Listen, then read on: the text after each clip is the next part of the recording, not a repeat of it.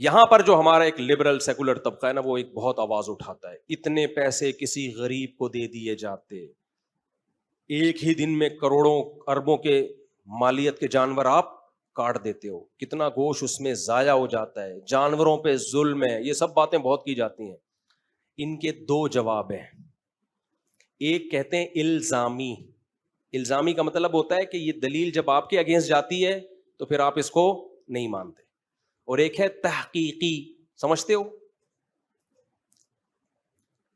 دیکھو تحقیقی جواب اس کا یہ ہے کہ صحابہ نے بھی نبی سے پوچھا تھا کہ یا رسول اللہ یہ قربانی کیا ہے؟ آپ نے فرمایا سنت ابیکم ابراہیم، تمہارے باپ ابراہیم کی سنت۔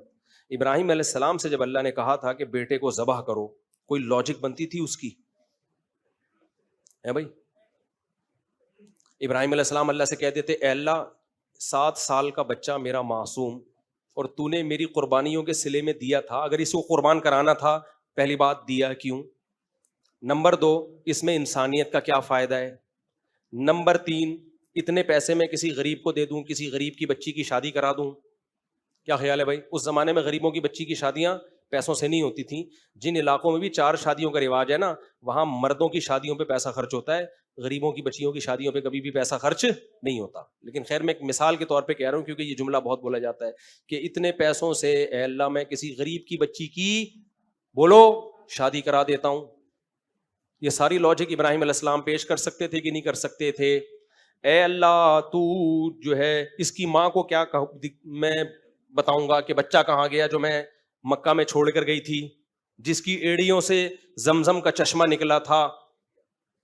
اے اللہ تو نے تو عورت پہ رحم کا حکم دیا ہے، وہ میری بیوی ہے، میرا خیال نہیں کرتا تو کم از کم اس کی ماں کا خیال کر لے۔ کتنی قربانیاں دے کے آئی تھی وہ یہاں پہ اس بچے کو لے کر تیری یاد میں، اگر تو نے اس کو ذبح ہی کروانا تھا تو یہ سب کچھ کرنے کی کیا ضرورت تھی؟ ہے بھائی؟ تو اتنی دلائل ابراہیم علیہ السلام دے سکتے تھے، ایک دلیل بھی اللہ کے سامنے نہیں دی۔ کیوں؟ یہ بتانے کے لیے کہ جب انسان کو آرڈر کرتا ہے اس سے دلیل پوچھی جا سکتی ہے۔ اللہ جب آرڈر کرتا ہے اگر اس سے بھی دلیل پوچھی جائے گی، اس کا مطلب اللہ میں اور انسانوں میں آپ کی نظر میں کوئی فرق نہیں ہے۔ پھر آگے اسماعیل علیہ السلام سے جب ابراہیم علیہ السلام نے کہا کہ میں نے خواب دیکھا ہے میں تجھے ذبح کر رہا ہوں، تو اسماعیل علیہ السلام نے بھی کوئی لاجک پیش نہیں کی۔ ابا آپ اللہ میاں سے دوبارہ خواب جب اس قسم کا آئے تو آپ پوچھئے گا، اے اللہ میں نے اپنے بیٹے سے یہ کہا تھا تو میرے بیٹے نے کہا میرا کیا قصور ہے بھائی، مجھے کیوں کاٹا جا رہا ہے؟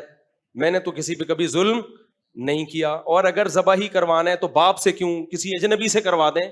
باپ کے لیے کتنا مشکل ہے بیٹے کے گلے پہ چھری پھیرنا۔ ایک دلیل بھی نہیں دی ابراہیم علیہ السلام۔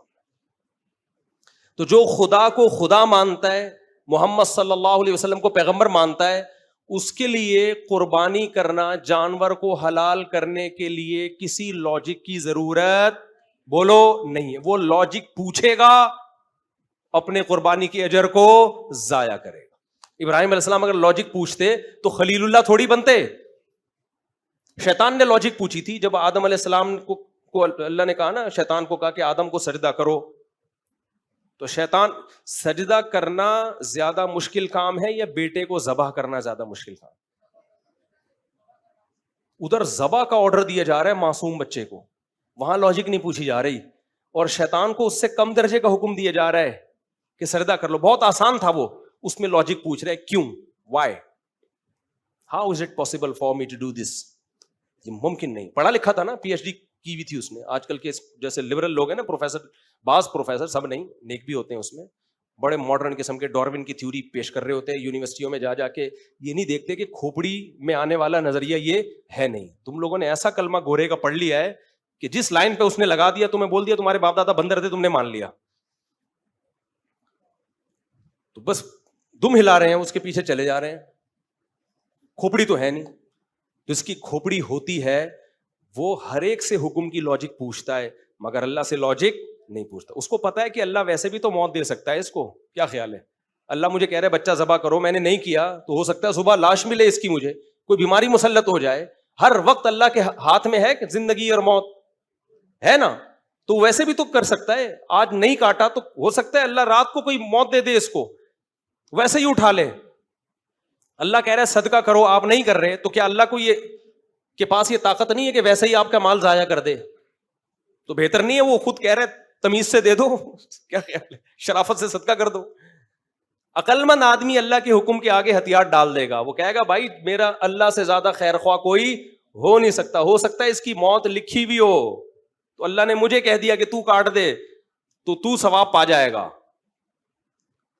تو ہم اللہ کو مانتے ہیں, اللہ کے رسول کو رسول مانتے ہیں, تو اس لیے ہمیں جب اللہ نے حکم دے دیا, غیر مسلم کہتے ہیں عیاشی ہوتی. میرے بھائی یہ جو ہم بیل لے کر آئے ہیں نا, ابھی ولاگ میں دیکھا ہوگا, 1,65,000 کا, 1,90,000 کا, یہ بقرعید کے بعد آدھی قیمت میں مل رہا ہوگا. اگر ہم نے گوشت